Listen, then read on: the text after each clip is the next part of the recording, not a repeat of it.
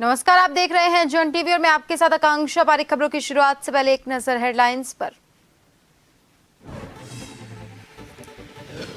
निकायों में नियुक्त प्रशासकों का बढ़ाया कार्यकाल। राज्यपाल की अनुशंसा पर शहर विकास सचिव ने जारी किया आदेश। 3 महीने और देंगे सेवाएं।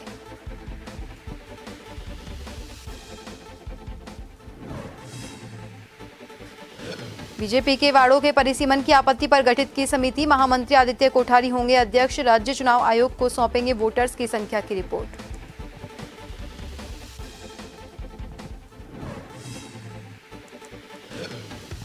नैनीताल जिले में 2 भीषण हादसे। हल्द्वानी में चालक सहित 6 की मौत, 4 घायल। उत्तरकाशी में 9 ट्रैकर्स की गई जान।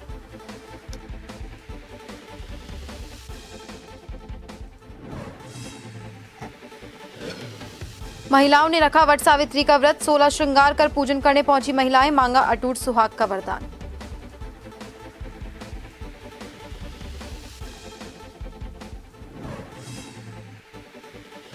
और उत्तराखंड में मौसम विभाग की भविष्यवाणी जारी। कई जिलों में ओलावृष्टि का येलो अलर्ट और चेतावनी। पहाड़ी और मैदानी क्षेत्रों में बारिश की संभावना।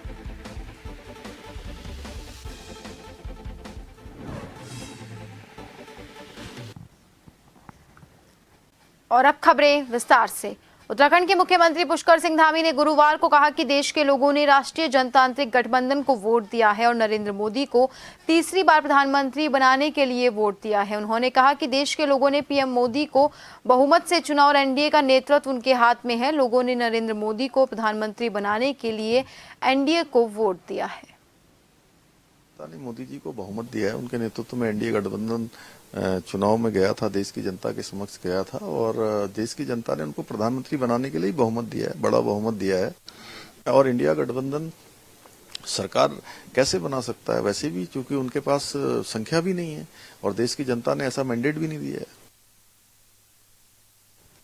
उत्तराखंड में 5 लोकसभा सीट जीतने के बाद भारतीय जनता पार्टी के कार्यकर्ताओं में खुशी का माहौल है, जिसको लेकर मसूरी में कैबिनेट मंत्री गणेश जोशी के साथ बीजेपी के कार्यकर्ता गांधी चौक पर इकट्ठा हुए और जमकर जश्न मनाया। इस मौके पर बीजेपी कार्यकर्ताओं ने जमकर आतिशबाजी कर एक दूसरे को मिठाई बांटी। वहीं कैबिनेट मंत्री गणेश जोशी और कार्यकर्ता जमकर थिरके। कैबिनेट मंत्री गणेश जोशी ने कहा कि एक बार फिर देश की जनता ने मोदी जी पर विश्वास जताकर एनडीए गठबंधन को पूरी तरह से बहुमत दिया है और एनडीए केंद्र में सरकार बना रहा है।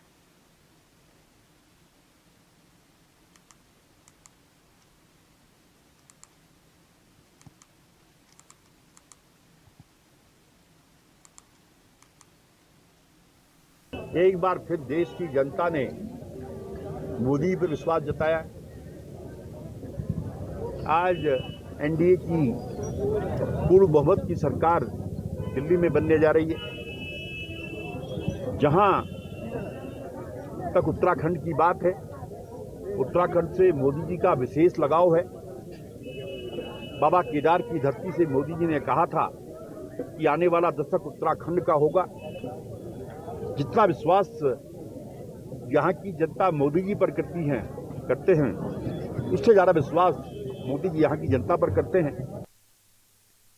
निकायों में प्रशासकों का कार्यकाल एक बार फिर से बढ़ा दिया गया। ये कार्यकाल अगले 3 महीने के लिए बढ़ाया गया है। राज्यपाल की संस्तुति के बाद शहर विकास सचिव रमेश कुमार सुधांशु ने आदेश जारी किए। जारी आदेश में हवाला दिया गया कि लोकसभा चुनाव की आदर्श आचार संहिता 6 जून तक प्रभावी है और ऐसे में 3 महीने के कार्यकाल को फिर बढ़ा दिया गया। इस दौरान शहरी विकास मंत्री प्रेमचंद अग्रवाल ने कहा कि 1 तारीख को प्रशासकों का कार्यकाल खत्म हो रहा था, जिसके चलते ये फैसला लिया है।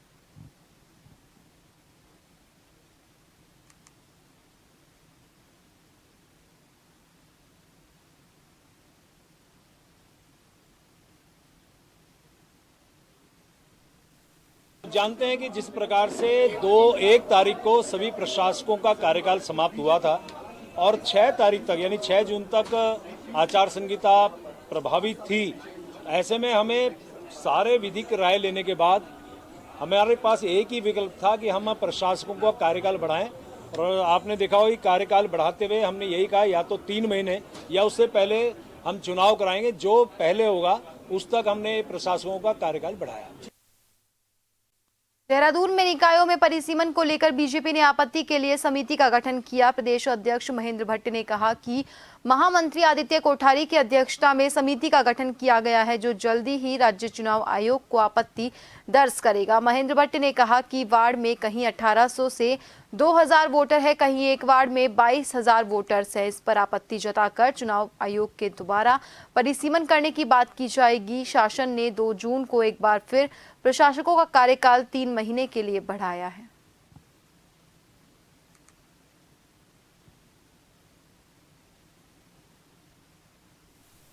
देखिए, निकाय चुनाव में आज हमने एक कमेटी बनाई है। वो कमेटी उत्तराखंड के अंदर जितने भी नगर पालिकाएं हैं, उसमें अनेकों स्थानों पर जो नगर निगम के वार्डों के परिसीमन है, कहीं तो 2700 वोट का वार्ड है और कहीं 18 से 22,000 तक का वार्ड है। तो आदित्य कोठारी जी के नेतृत्व में वो टीम एक आपत्ति हमने कहा कि दर्ज की जाए।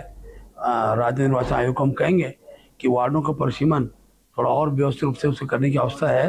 एक कमेटी उस हल्द्वानी में कांग्रेस के लोकसभा प्रत्याशी प्रकाश जोशी और हल्द्वानी विधायक सुमित हृदयेश ने एक संयुक्त रूप से प्रेस वार्ता कर पत्रकारों से कहा कि जिस तरह से पूरे भारत के अंदर जनता ने एनडीए की सरकार को नकारा है और खास तौर पर उत्तर प्रदेश में जहां एनडीए की सरकार अयोध्या के अंदर भी अपनी सीट को नहीं बचा पाई, इससे साफ होता है कि बीजेपी के सभी कारनामों को जनता जान चुकी है, जो आज अपनी सरकार बनाने के लिए लोगों का समर्थन मांग रही है। जिस तरह से विपक्ष एक बहुमत के साथ खड़ा हुआ है और एक मजबूती के साथ केंद्र में खड़ा होगा, इससे साफ होता है कि आने वाले अगले चुनाव में एनडीए का पूरी तरह से सफाया हो जाएगा। वहीं लोकसभा कांग्रेस के प्रत्याशी प्रकाश जोशी ने कहा कि मैं अपनी हार नहीं मानता, क्योंकि जिस तरह से जनता ने मुझे प्यार दिया और अपना पूर्ण बहुमत मुझे दिया, इसमें अपनी जीत मानता हूं।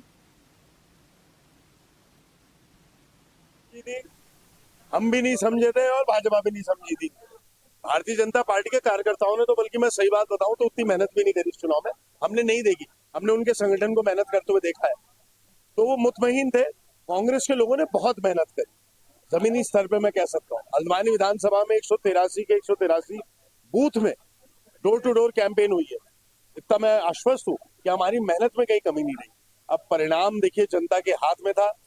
यही चुनाव तीसरे, चौथे, पांचवें, छठे चरण में होता तो मैं आपको विश्वास दिलाता हूँ 5 सांसद कांग्रेस के जाते। हम कोशिश करेंगे कि गोभी, मटर, प्याज के अलावा जो और हमारा विजन है उस विजन को जनता तक पहुंचा। संगठन की कमजोरी में देखते हैं नहीं, मुझे कहीं संगठन की कमजोरी नहीं दिखती है, पर संगठन में मजबूत को और करने की गुंजाइश है, जिसे हम करेंगे। निकाय चुनाव को लेकर क्या करेंगे? आपके संगठन निकाय चुनाव आने वाले हैं, उसको लेकर बस अब उसकी तैयारी शुरू हो चुकी है। बिल्कुल, अब लगातार संगठन की बैठकें जारी रहेंगी और निकाय चुनाव के लिए मैं तो यही कहूंगा कि समय पर हम लोग उम्मीदवारों का भी चयन करके घोषणा करेंगे और चुनाव में आगे बढ़ेंगे। लोकसभा चुनाव के नतीजे आने के बाद उत्तराखंड बीजेपी प्रदेश अध्यक्ष महेंद्र भट्ट मीडिया से मुखातिब हुए। इस मौके पर महेंद्र भट्ट ने कहा कि 1962 के बाद ऐसा पहली बार हुआ है कि कोई गठबंधन तीसरी बार देश में अपनी सरकार बनाने जा रहा है। कहा कि देश में एनडीए की तीसरी बार सरकार बन रही है, जो अपने आप में ही ऐतिहासिक है। महेंद्र भट्ट ने कहा कि लोकसभा चुनाव में एनडीए को मिला ये जनादेश प्रधानमंत्री द्वारा किए गए विकास कार्यों पर आधारित है।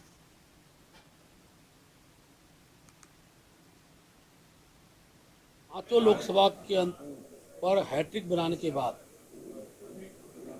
मैं पूरे प्रदेश की जनता को साधुवाद देना चाहता हूं।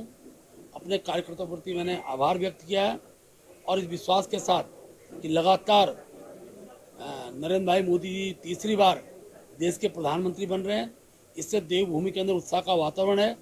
और प्रधानमंत्री जी ने दिल्ली के अंदर जो अपना उद्बोधन दिया, उसमें राज्य के विकास के लिए फिर जिस प्रकार का सहयोग हर बार वो करते हैं और जहां 100% मतदान भारतीय जनता पार्टी पक्ष में हुआ है।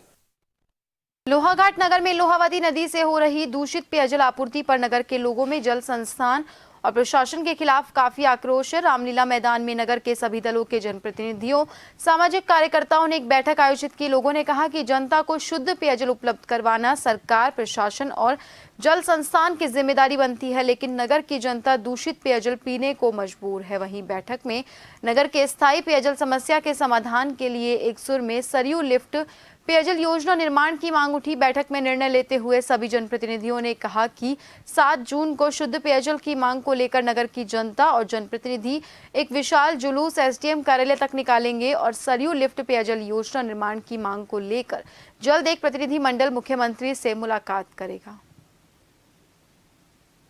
आज नगर के गणमान्य लोग और निवर्तमान सभासदों के साथ एक यहाँ मीटिंग का आयोजन किया गया, जिसमें लोहागढ़ नगर में जो पानी की समस्या विकराल रूप लेती जा रही है और बहुत सारे बच्चों को पीलिया हो रहा है। आज हमारी बच्ची थी, बड़ी होनहार बच्ची थी, आने वाली कर्णधार थी, भविष्य थी हमारे देश की, तो उसकी मृत्यु पीलिया की हो चुकी है। जो ये गंदा पानी है, गंदा पानी पीने से, और इतनी होशियार बच्ची थी कि वो अभी मेरिट लिस्ट में टॉप 10 में आई हुई थी प्रदेश में। तो यही निर्णय लिया गया कि आप सर्वसम्मति से कि 7 तारीख को हम सुबह 10 बजे से लेकर 10 बजे एसडीएम कोर्ट जाकर के धरना प्रदर्शन करेंगे और विशाल जुलूस के रूप में नगर पालिका बरात घर से होते हुए एसडीएम कोर्ट तक जाएंगे। लोगों ने तय किया कि माननीय मुख्यमंत्री जी से पुनः इस पेयजल की समस्या दूर करने के लिए अनुरोध किया जाएगा, जिसके लिए 5-7 दिन में हम लोग एक शिष्टमंडल के तौर पर माननीय मुख्यमंत्री जी से मिलने का प्रयास करेंगे, क्योंकि जो डीपीआर इनके द्वारा जो डीपीआर की घोषणा की थी उसका पैसा भी अवमुक्त कराना है, क्योंकि कल आचार संहिता समाप्त हो जाती है, उसके बाद वो पैसा डीपीआर के पैसा रिलीज करने के लिए मुख्यमंत्री जी से माननीय मुख्यमंत्री जी से अनुरोध किया जाएगा। रामनगर के कानिया गांव के करणपुर क्षेत्र में लोगों को सिंचाई नहर में एक युवक का शव पड़ा मिला। शव की सूचना पर क्षेत्र में हड़कंप मच गया। स्थानीय लोगों ने तुरंत इसकी सूचना कोतवाली पुलिस को दी। सूचना पर तुरंत मौके पर पहुंची पुलिस टीम ने शव को कड़ी मशक्कत के बाद सिंचाई गुल से बाहर निकाला। शव की सूचना पर आसपास के लोगों की भीड़ इकट्ठा हो गई। वहीं पुलिस द्वारा सिंचाई नहर से शव को बाहर निकालकर शव की शिनाख्त के प्रयास किए गए, लेकिन शव की शिनाख्त नहीं हो पाई, जिसके बाद पुलिस ने शव को रामनगर संयुक्त चिकित्सालय में मोर्चरी में रखवा दिया।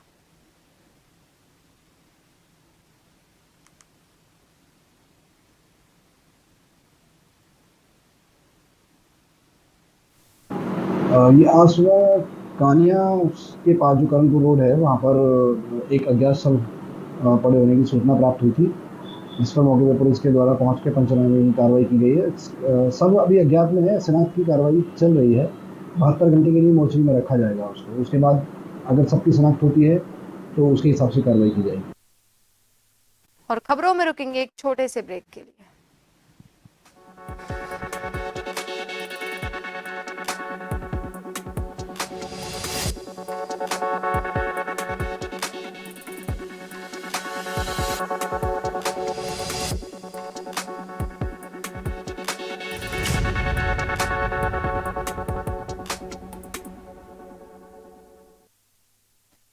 ब्रेक के बाद एक बार फिर से आप सभी का स्वागत है। बढ़ते हैं अगली खबर की ओर। नैनीताल के रामनगर, कालाढूंगी, हल्द्वानी विभिन्न स्थानों में भी वट सावित्री व्रत को लेकर महिलाओं में काफी उत्साह देखने को मिला। तो वहीं महिलाओं ने मंदिरों में जाकर पूजा अर्चना कर अपने पतियों की दीर्घायु होने की कामना की। रामनगर के सिद्धेश्वर महादेव मंदिर में पुजारी ने महिलाओं को वट सावित्री व्रत से जुड़ी कथा सुनाई। इसके साथ ही इस व्रत के महत्व के बारे में जानकारी दी।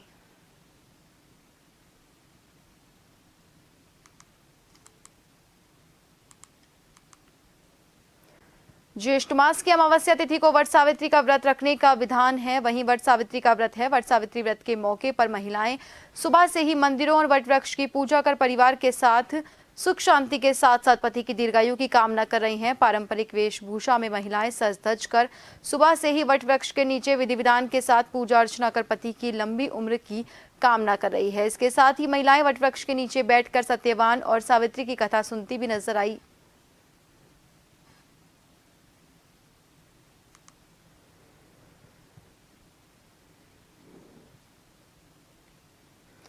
लोहाघाट में गुरुवार को महिलाओं के द्वारा अपने सुहाग की लंबी उम्र के लिए वट सावित्री का व्रत किया गया। वहीं लोहाघाट के हथरंगिया के प्रसिद्ध सर्वदेव मंदिर में क्षेत्र की सैकड़ों महिलाओं के द्वारा सज धज कर सामूहिक रूप से वट सावित्री व्रत की पूजा अर्चना कर अपने सुहाग की लंबी उम्र और परिवार में सुख शांति के लिए माता सावित्री और वट वृक्ष की पूजा अर्चना की। पूजा क्षेत्र के प्रसिद्ध पंडित प्रकाश पुनेठा के द्वारा संपन्न करवाई गई।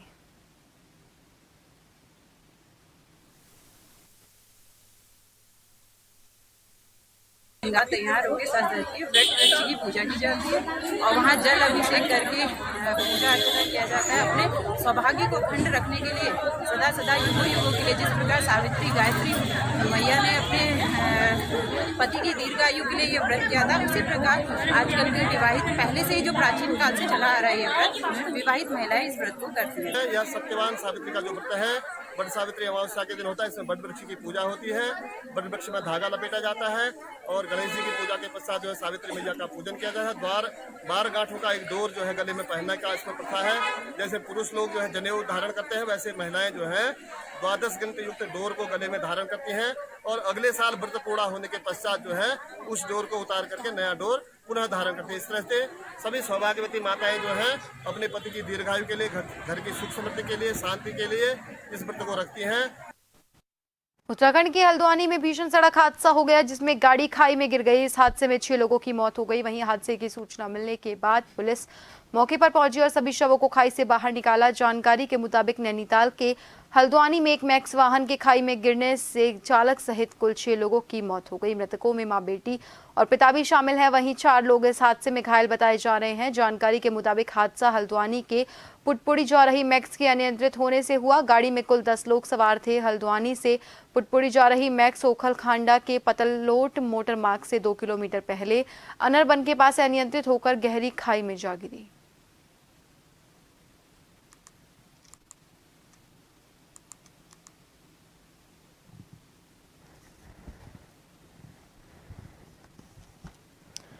उत्तराखंड के उत्तरकाशी में उच्च हिमालयी इलाके सहस्त्रताल में कर्नाटक के 4 और ट्रैकर के शव मिले, जिन्हें गुरुवार को बाहर निकाला गया। एसडीआरएफ ने बताया कि उनकी बचाव टीम ने हेलीकॉप्टर्स के जरिए चारों शवों को उत्तरकाशी के निकट भटवाड़ी पहुंचाया। इसी के साथ सहस्त्रताल में जारी बचाव अभियान समाप्त हो गया। ये चारों लोग बेंगलुरु से थे, जिनकी पहचान वेंकटेश प्रसाद, पद्मनाथ कुंडापुर, कृष्णामूर्ति, अनीता रंगप्पा और पद्मिनी हेगड़े के रूप में हुई है। वहीं मल्ला सिल्ला कुश कल्याण सहस्त्रताल पर ट्रैकिंग पर गया। कर्नाटक और महाराष्ट्र के ट्रैकर का 22 सदस्यीय दल 3 जून को अचानक आए बर्फीले तूफान में आने की चपेट में रास्ता भटक गया था और अत्यधिक ठंड की वजह से उसके 9 सदस्यों की मौत हो गई। 5 शवों को बुधवार को बाहर निकाल लिया गया था, जिनमें 4 महिलाएं थीं।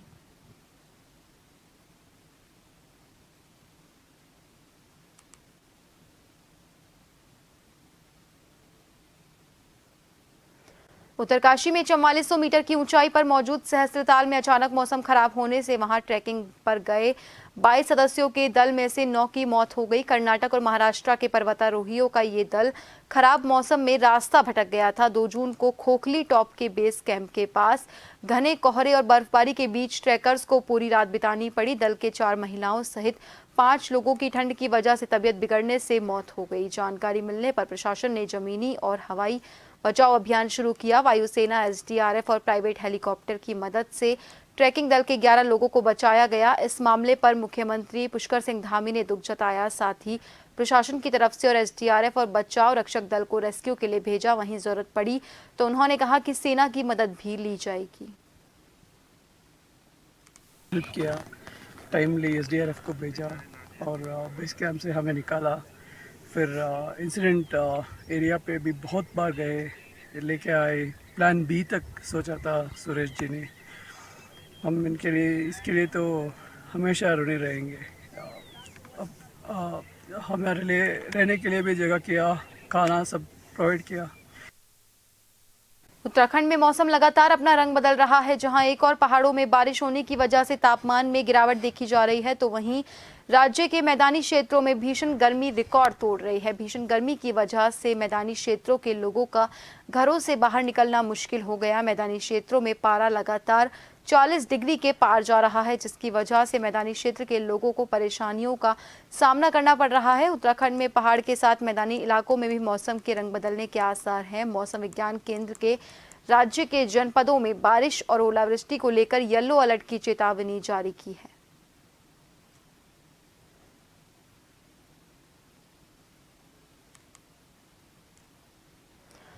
आगामी मानसून सत्र को देखते हुए टनकपुर घाट नेशनल हाईवे में वाहनों और लोगों के लिए खतरे का सबब बने पेड़ों का वन विभाग और एनएच की टीम के द्वारा चिन्हीकरण किया गया। लोहाघाट रेंज में वन क्षेत्र अधिकारी दीप जोशी के निर्देश पर बंद दरोगा नंदावल्लभ भट्ट भास्कर नैनवाल के द्वारा खूना लोहाघाट और मरोड़ा खान क्षेत्र में एनएच किनारे खतरा बने पेड़ों को चिन्हित किया गया ताकि समय से कोई उचित व्यवस्था की जा सके जिससे किसी भी तरह की दुर्घटना और जनहानि ना हो।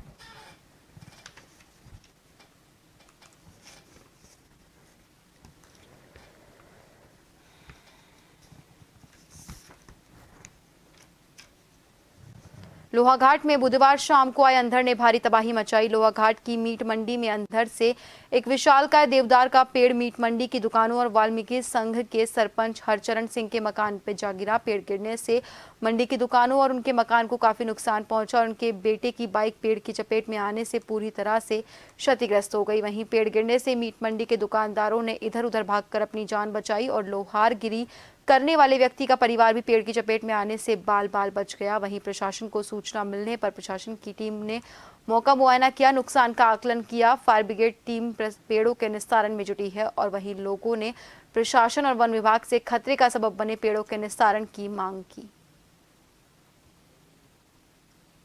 अचानक तूफान जिसको कहते हैं वो तूफान आया था जिससे कि मेरी गाड़ी भी क्षतिग्रस्त हो गई है, मकान भी क्षतिग्रस्त हुआ है और ये दुकान भी क्षतिग्रस्त हो गई है। मीट मार्केट में सर जान माल का बहुत खतरा है। हम चाहते हैं कि सरकार से इन पेड़ों को कुछ हटाया जाए, इनकी लॉपिंग करी जाए या जो यहाँ पे नुकसानदायक पेड़ है उनको कटवाया जाए।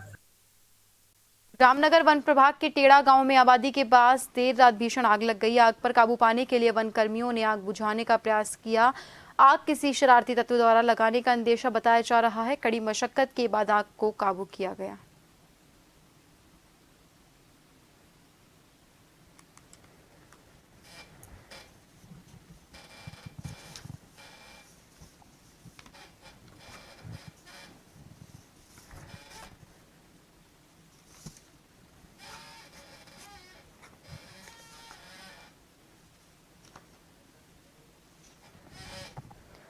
और फिलहाल के लिए बुलेटिन में इतना ही। बने रहिए जन टीवी के साथ। नमस्कार।